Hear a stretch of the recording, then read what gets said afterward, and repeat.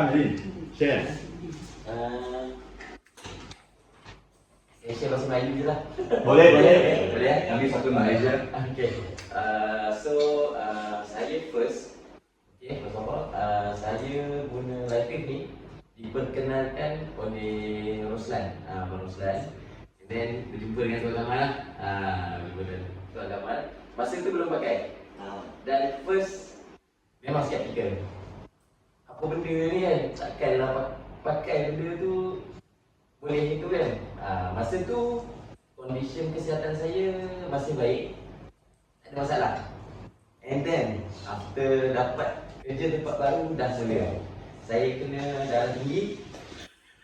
Kerja yang sangat penat, 8 pagi sampai 8 malam berbalik rumah. So darah tinggi 190, 130. So umur baru 35. Wah. And then ada bleed abnormal untuk jantung, 2 bleed. So saya try pakai patch ni selama seminggu.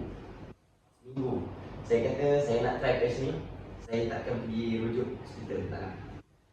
Sebab saya ada memang ada insurans tapi tak nak. Kita tak nak. And then selepas seminggu tu betul lah saya rasa sendiri badan saya, kita tahu badan kita kan. Memang dah okey, dah tak ada rasa ketat ke, sesak nafas, dah tak ada. Berpeluh ke sakit belakang, tak ada. Itu je lah dari saya. Wah. Okay. Thank you. Pakai apa set? Saya pakai Aeon dengan banyak apa lagi? Aeon, Ice Wave,